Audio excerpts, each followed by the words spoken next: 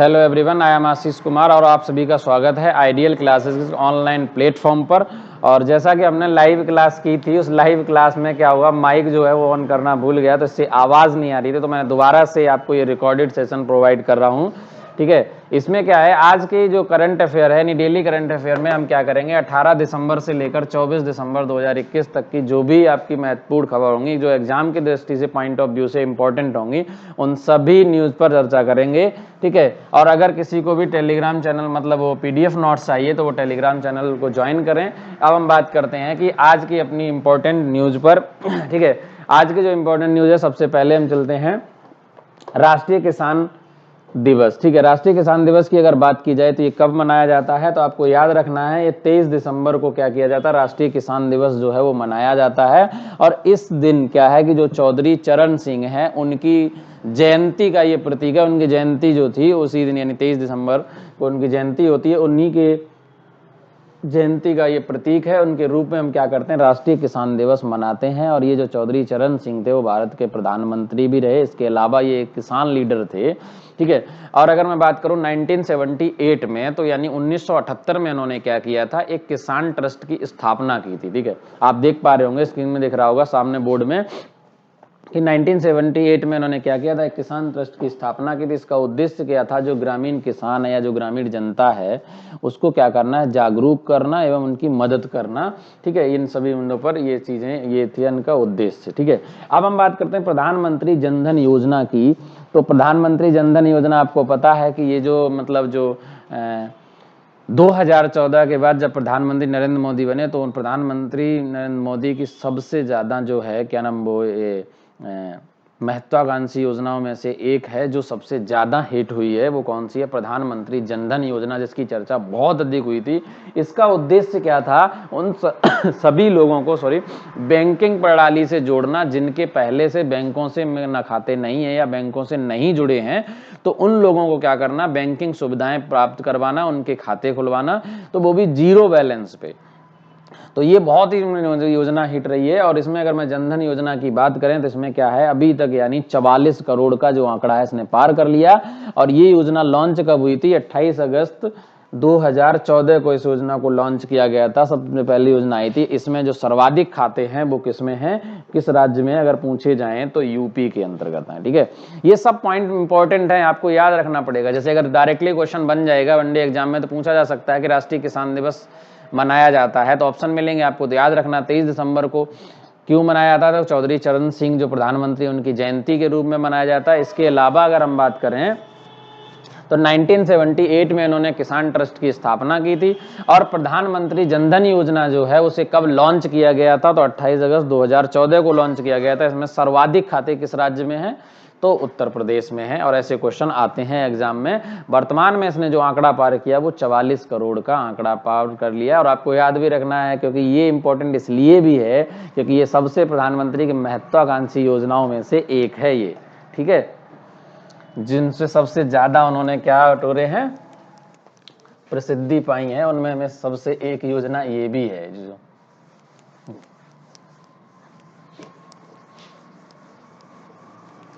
चलिए अब हम चलते हैं आगे। अभी क्या किया गया, हाल ही में कोई रामसर साइट्स में भारत की एक वेटलैंड है, उसको शामिल किया गया। तो वेटलैंड एग्जाम में पूछा जा सकता है। वो वेटलैंड कौन सा है, वो है हैदरपुर वेटलैंड, ठीक है। और वो आपको याद रखना है, हाल ही में क्या किया गया, जो हैदरपुर वेटलैंड्स है ना, हम किसकी बात कर रहे हैं, हैदरपुर वेटलैंड, ठीक है। इस हैदरपुर वेटलैंड को क्या किया गया, हाल ही में रामसर साइट में शामिल किया गया, रामसर साइट में शामिल किया गया, ठीक है। रामसर साइट में शामिल किया गया। तो इंपॉर्टेंट चीज ये है कि जो हैदरपुर वेटलैंड है वो भारत के किस राज्य में है, ये महत्वपूर्ण रहता है। इसके अलावा ये कितने नंबर की साइट है। अगर हम बात करें हैदरपुर वेटलैंड की, तो ये कहां पर है, उत्तर प्रदेश में है, यूपी में है, ठीक है, यूपी में है ये हैदरपुर वेटलैंड, ठीक है। अब अगर हम बात करते हैं यूपी के अंतर्गत, तो यूपी में वर्तमान में, पहले जो रामसर साइट्स थी उनकी संख्या 8 थी, अब हो गई है 9वां है ये। और अगर भारत की बात करें तो भारत का कौन सा है, भारत का ये 47वां 47वां क्या है, रामसर साइट है, रामसर साइट है। और अगर वैश्विक स्तर पर देखा जाए तो ये कौन से नंबर की, हैदरपुर वेटलैंड जो है इसके साथ ही, यानी कौन से 2463वां क्या है, ये रामसर साइट्स है, ये आपको याद रखना है।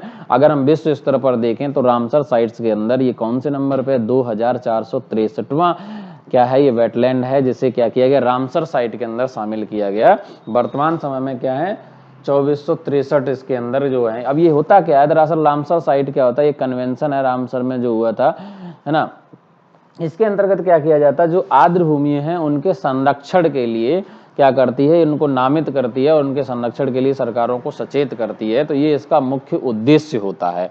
वर्तमान समय में अगर आपसे पूछा जाए कि भारत में कितनी रामसर साइट्स हैं, तो भारत में जो रामसर साइट हैं वो 47 हैं। इससे पहले 46 थी। हैदरपुर वेटलैंड को शामिल करने के बाद अब इनकी संख्या कितनी हो गई है, 47 हो गई है। ये महत्वपूर्ण है, आपसे एग्जाम में सीधे क्वेश्चन बन सकता है, पूछा जा सकता है कि हाल ही में किसी रामसर साइट में शामिल किया गया, तो वो है हैदरपुर वेटलैंड। क्लियर है। और अगर पूछा जाए आपसे कि किनकी संख्या कितनी है भारत में, तो आंसर क्या होगा आपका 47। और यूपी की अगर बात करेंगे तो कौन सा है, ये 9। ठीक है, यूपी में कितने हो गए, वर्तमान समय में 9 जो है वो रामसर साइट जो है वो हो चुकी हैं। ये आपको याद रखना और महत्वपूर्ण, आप इनके स्क्रीनशॉट भी ले सकते हैं, इनको नोट कर सकते हैं, जैसे आपका मन करे वैसे पॉइंट्स आप बनाते जाइए और सभी पॉइंट्स को नोट करते हुए चले। अगले में बात करें, अगले में क्या है कि हाल ही में क्या किया गया, जो अंतरराष्ट्रीय मधुमक्खी महोत्सव है उसका हाल ही में क्या किया गया, भारत में किसी राज्य में उद्घाटन किया गया। तो ये इंपॉर्टेंट रहता है कि ये किस राज्य में हुआ और कहां पर उद्घाटन किया गया और इसके पीछे उद्देश्य क्या है। तो आपको याद रखना पड़ेगा, हम क्या बता रहे हैं, अंतरराष्ट्रीय मधुमक्खी महोत्सव, मधुमक्खी महोत्सव। ठीक है, अंतरराष्ट्रीय मधुमक्खी महोत्सव जो है इसका उद्घाटन कहां पर किया गया, तो इसका जो उद्घाटन है वो किया गया है उत्तराखंड के हल्द्वानी में। उत्तराखंड कहां पर किया गया, उत्तराखंड जो है, उत्तराखंड के कहां पर, हल्द्वानी में। उत्तराखंड के हल्द्वानी में इसका उद्घाटन किया गया। उद्देश्य क्या है, तो उद्देश्य सीधा है, इसका उद्देश्य क्या है, इसके पीछे इसका जो उद्देश्य है वो ये है, क्या करना, जो मधुमक्खी हैं उनके उत्पादों के लिए, जो उनसे द्वारा जो प्रोडक्ट हैं उत्पादों के लिए क्या करना, एक वैश्विक मंच प्रोवाइड करना, वैश्विक मंच जो है वो प्रदान करना। ये इसका उद्देश्य है अंतरराष्ट्रीय मधुमक्खी महोत्सव का। ठीक है, आपको याद रखना पड़ेगा कि ये कहां पर है, तो आपको ये भी कहां पर उद्घाटन किया गया ये ध्यान रखना। कब किया गया, तो इंपॉर्टेंट ये भी है कि ये किया गया 18 दिसंबर 2021 को। ठीक है, 18 दिसंबर 2021 को उत्तराखंड में क्या किया गया, अंतरराष्ट्रीय मधुमक्खी महोत्सव का उद्घाटन किया गया। इसका उद्देश्य क्या है, इसका उद्देश्य है जो मधुमक्खी उत्पाद हैं उन सभी के लिए क्या करना, प्रदर्शित करने के लिए एक वैश्विक मंच प्रदान करना। ठीक है, और अगली इंपॉर्टेंट चीज ये है कि हाल ही में क्या किया गया, नीचे दिखेगा, हाँ बिल्कुल विजुअल है। अगर अगले महत्वपूर्ण खबर पे चलें तो हाल ही में क्या किया, जो उड़ीसा है, ठीक है, उड़ीसा राज्य में क्या किया गया, सबसे लंबे पुल का उद्घाटन किया। सबसे लंबे पुल का क्या किया, उद्घाटन किया। ठीक है, इंपॉर्टेंट चीज ये है कि ये जो सबसे लंबा पुल है ये उड़ीसा राज्य में है। उड़ीसा राज्य का सबसे लंबा पुल होगा, कहां पर है, किस नदी पर है और किस जिले में है, ये महत्वपूर्ण रहेगा। ठीक है, अगर हम बात करें उड़ीसा राज्य की, तो यहाँ के जो सीएम हैं वो कौन है, उड़ीसा राज्य के जो सीएम हैं, ठीक है, आप याद रखना सीएम कौन है, नवीन पटनायक। ठीक है, आप हमारा निकनेम भी याद रख सकते हैं पटनायक हटा के, तो कौन से हैं, नवीन पटनायक। ठीक है, नवीन पटनायक जो है वो यहाँ के सीएम हैं। और अगर हम बात करें सबसे लंबे पुल की, तो कहां पर होगा, क्योंकि सबसे लंबा पुल है तो यहाँ के सबसे नाम से स्पष्ट है, नाम कौन सी होती है, महानदी पर है। ये कहां पर होगा, महानदी पर। यानी महानदी पर क्या होगा, सबसे लंबा पुल होगा। और इस पुल को कौन जिले में है, ये तो कटक जिले में है, आपको याद रखना। उड़ीसा के कौन जिले में है, कटक जिले में, गोपीनाथपुर में उद्घाटन किया गया इसका, ठीक है। उड़ीसा राज्य ने अपने क्या किया, सबसे लंबे पुल का उद्घाटन किया। उड़ीसा राज्य के जो सीएम हैं वो कौन है, नवीन पटनायक हैं। किस नदी पर किया, तो मैंने आपको बताया कि महानदी पर किया। कौन से जिले में किया, तो ये कटक जिले में किया है, आपको ये पॉइंट भी याद रखना है, ठीक है। देखो एक एक पॉइंट जो है अगर आप नोट करते हुए चलेंगे, समझते हुए चलेंगे, तो आपको एग्जाम में बहुत ज़्यादा हेल्प मिलेगी, क्योंकि ये पॉइंट जो है ना वो सिलेक्टिव पॉइंट्स होते हैं जो एग्जाम के लिए ज़्यादा महत्वपूर्ण होते हैं। खबर उन पे जहाँ जहाँ क्वेश्चन बनने के चांसेस होते हैं, देखो कोई भी करंट अफेयर जो है वो छोड़ नहीं जाएगी। इसके अलावा आपको जो मल्टीपल चॉइस क्वेश्चन हैं, जो बहुविकल्पी प्रश्न है, उसकी सीरीज भी प्रोवाइड की जाएगी, और उसके अंतर्गत जो भी इंपॉर्टेंट क्वेश्चन बनेंगे उन सभी क्वेश्चन को भी हम लेकर आएंगे, और देखेंगे कि जहां जहां एग्जाम में कौन कौन सा क्वेश्चन जो है वो आता है, तो उन सब क्वेश्चंस पे तो बिल्कुल घबराने की जरूरत नहीं है। एक एक पॉइंट को अच्छे ढंग से आपके इसी क्लास में बताया जाएगा। और अगर कोई क्वेश्चन बचता भी है तो वो हम क्या करेंगे, जो एमसीक्यूज की सीरीज है उसमें कवर कर लेंगे। यहां पर वैसी चीज को डिस्कस किया जाएगा जो एग्जाम में ज्यादा महत्वपूर्ण है, तो उनको हम डायरेक्ट डिस्कस कर लेते हैं जहां पर क्वेश्चन बनता है, और जो वन लाइनर है उन पे हम मल्टीपल चॉइस क्वेश्चन बनाकर लेकर आएंगे। जैसे कि अगर बात करें, हाल ही में क्या किया गया, जो दुर्गा पूजा है कोलकाता की, उसको क्या किया, यूनेस्को में शामिल किया गया, यूनेस्को की अमूर्त विरासत धरोहर में। तो डायरेक्ट क्वेश्चन बना के आपको ले आऊंगा, एमसीक्यूज में डिस्कस कर दूंगा इन पॉइंट्स को, ठीक है।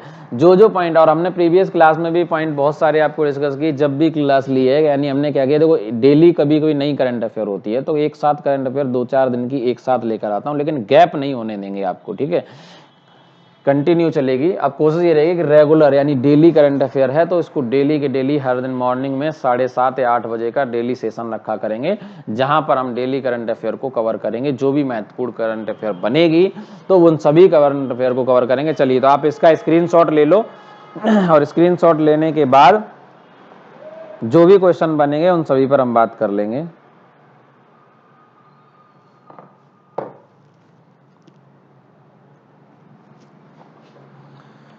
चलिए, तो आई होप आपने यहाँ तक सभी का स्क्रीनशॉट ले लिया होगा और नोट भी कर लिया होगा। और ये वीडियो में बनाने की नीड इसलिए पड़ी है, हमने हालांकि लाइव क्लास में सब डिस्कस किया है, लेकिन दिक्कत ये आ गई कि मैं उसमें माइक ऑन करना भूल गया और उसमें आवाज़ जो है वो आ नहीं रही, और कमेंट करके किसी ने बोला भी नहीं है, क्योंकि अचानक से सीरीज गई थी तो शायद आई थिंक लाइव लोग भी थे नहीं, जो होंगे भी तो वो देख के भागे, लेकिन कमेंट करके बताया नहीं कि इसमें आवाज़ नहीं आ रही है, ठीक है। चलिए, अब हम बात करते हैं अगली इंपॉर्टेंट खबर पे कि हाल ही में क्या किया गया, जो राष्ट्रीय विज्ञान दिवस है। ये क्वेश्चन पूछा जा सकता है कि राष्ट्रीय विज्ञान गणित दिवस कब मनाया जाता है। राष्ट्रीय गणित दिवस, ठीक है, इंपॉर्टेंट रहेगा कि राष्ट्रीय गणित दिवस जो है वो कब मनाया जाता है और क्यों मनाया जाता है, आपको याद रखना है। तो सबसे पहले देखो ध्यान रखना कि कब मनाया जाता है, तो 22 दिसंबर को मनाया जाता है राष्ट्रीय गणित दिवस। क्यों मनाया जाता है, इसके किसके रूप में मनाया जाता है, तो क्योंकि 22 दिसंबर जो है ये भारतीय गणितज्ञ थे जिनका नाम है क्या है, भारतीय गणितज्ञ जिनका नाम क्या है, आपको याद होगा कि श्रीनिवास रामानुजन, श्रीनिवास रामानुजन, ठीक है। इनकी जयंती के रूप में मनाया जाता है। इनकी जयंती के रूप में क्या किया जाता है, आपको याद रखना है, इनकी जयंती का प्रतीक है। इनकी जयंती के दिन ही हम क्या करते हैं, 22 दिसंबर को क्या किया जाता है, राष्ट्रीय गणित दिवस के रूप में मनाते हैं। और गणित दिवस इसके मतलब शुरुआत कब की गई, इसकी घोषणा किसने की थी, तो आपको याद रखना पड़ेगा कि 2012 में प्रधानमंत्री सरदार मनमोहन सिंह के द्वारा इसकी घोषणा की गई थी। इसकी घोषणा कब की गई थी, 2012 में। किसके द्वारा की गई, तो आपको याद रखना पड़ेगा पीएम मनमोहन सिंह द्वारा, मनमोहन सिंह द्वारा, ठीक है, मनमोहन सिंह द्वारा इसकी क्या की गई थी, ये डेट को घोषणा की गई थी, घोषित किया गया था कि हम क्या करेंगे, 22 दिसंबर को क्या करेंगे, राष्ट्रीय गणित दिवस के रूप में मनाएंगे। तो इसकी घोषणा करने वाले प्रधानमंत्री कौन थे, प्रधानमंत्री मनमोहन सिंह। कब घोषणा की गई थी, तो आपको याद रखना पड़ेगा 2012 में घोषणा की गई थी, ठीक है, इंपॉर्टेंट है, याद रखना ये। और अगली है इंपॉर्टेंट खबर ये है कि आपको क्या रखना है कि हाल ही में भारत ने क्या किया, जो प्रलय मिसाइल है, क्योंकि डायरेक्ट क्वेश्चन पूछ दिया प्रलय का मतलब क्या है, तो कुछ लोग इसको डिजास्टर मैनेजमेंट से जोड़ देंगे, यानी प्रलय जो है वो शब्द क्या है, तो प्रलय का, यानी प्रलय जो मिसाइल है इसका क्या किया गया, प्रलय मिसाइल का उद्घाटन किया, मतलब सॉरी सफल परीक्षण किया, भारत ने सफल परीक्षण किया। ठीक है, हाल ही में भारत ने क्या किया, जो प्रलय मिसाइल है इसका सफल परीक्षण किया। अब बात ये आती है कि जो प्रलय मिसाइल है, तो ये प्रलय मिसाइल क्या है, तो सबसे पहली चीज है ये डीआरडीओ द्वारा विकसित है। ठीक है, किसका निर्माण किसने कराया, इसको डेवलप किसने किया है, डीआरडीओ ने किया। ठीक है, और अगर हम बात करें इसकी, तो ये क्या है, ये कम दूरी की यानी कम मारक क्षमता वाली, कम दूरी की क्या है, एक मिसाइल है जिसकी जो मारक क्षमता होगी वो कितनी होगी, इसकी जो मारक क्षमता होगी वो कितनी होगी, 350 से 500 किलोमीटर इसकी जो है वो मारक क्षमता होगी। ठीक है, ये यानी ये कम दूरी की क्या है, एक मिसाइल है जिसका नाम क्या है, प्रलय। अब इसके बाद इंपॉर्टेंट ये पूछा जा सकता है कि इसका जो सफल परीक्षण है वो कहाँ पर किया गया, इसका जो सफल परीक्षण है वो कहाँ किया गया, उड़ीसा के तट पर किया गया। इंपॉर्टेंट है, याद रखना, उड़ीसा तट पर। ठीक है, तो पूछा जा सकता किस राज्य में किया, तो उड़ीसा राज्य में क्या किया गया, हाल ही में कम दूरी यानी कम मारक क्षमता की क्या है, प्रलय मिसाइल का सफल परीक्षण किया भारत ने। और ये जो मिसाइल है वो किसके द्वारा विकसित की गई थी, ये डीआरडीओ द्वारा विकसित थी। इसमें कम दूरी की यानी कम रेंज की क्या है, एक मिसाइल है जिसकी मारक क्षमता 300 से 350 से 500 किलोमीटर है। क्लियर है पॉइंट। ठीक है, एग्जाम की दृष्टि से ये बहुत इंपॉर्टेंट पॉइंट रहते हैं, इन पॉइंट्स को आप याद रखना। अगली इंपॉर्टेंट खबर पे हम बात करते हैं, तो इससे पहले आप इनका सभी का स्क्रीनशॉट वगैरह जो भी है लेना है ले लीजिए, फिर उसके बाद हम चलते हैं आगे।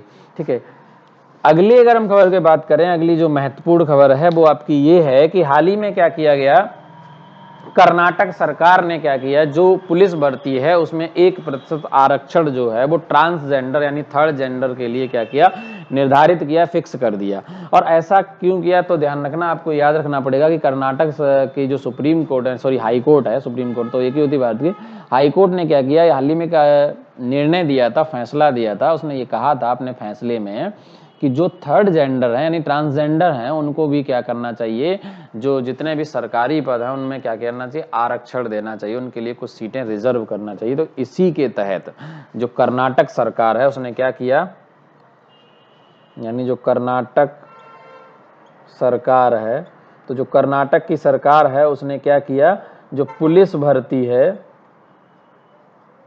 पुलिस भर्ती में, पुलिस में क्या किया, 1% आरक्षण की बात की,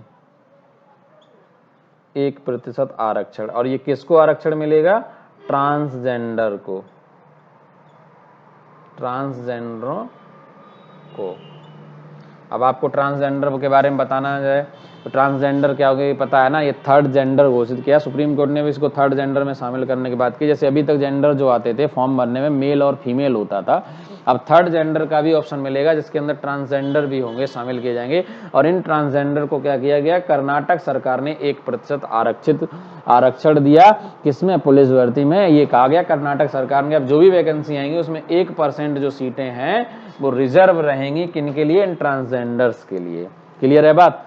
तो ये क्या है, इन ट्रांसजेंडर के लिए, यानी भारत की क्या दिखाती है, ये जो लैंगिक समानता है उसको क्या करेगी, बल देती है, लैंगिक समानता पे बल देती है, और लैंगिक समानता के दृष्टिकोण से एक महत्वपूर्ण कदम हो।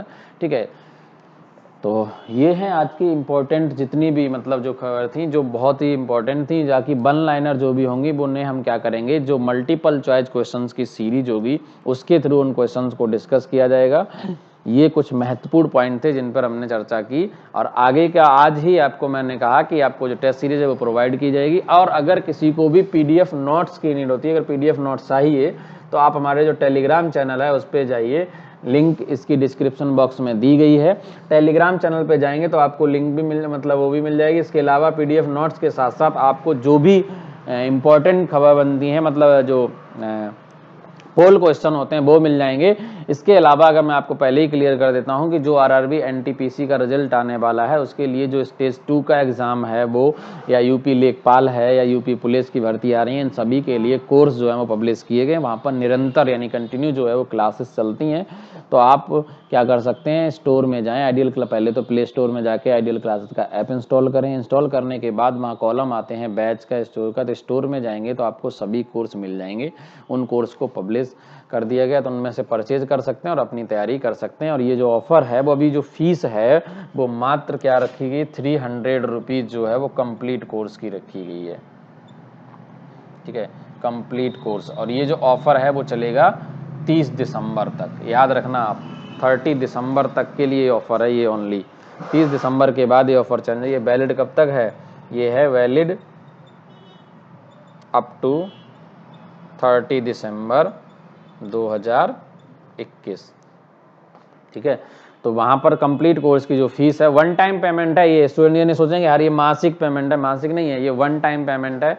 300 रुपीज़ पेमेंट है और वो कब तक चलेगी, ये कंटिन्यू चलेगी आपके जब तक कोर्स कंप्लीट नहीं हो जाएगा। इसके अंदर जो भी नोट्स हैं वो और प्लस कंप्लीट कोर्स की ये फीस है। ठीक है, सभी सब्जेक्ट की। ठीक है, तो आज की क्लास में बस इतना ही, और अगली क्लास में हम जो भी पॉइंट होंगे उन पर भी डिस्कस करेंगे। इसके अलावा जो मल्टीपल चॉइस क्वेश्चंस की सीरीज है उसको भी लेकर आएंगे। ठीक है, okay, bye bye, have a nice day.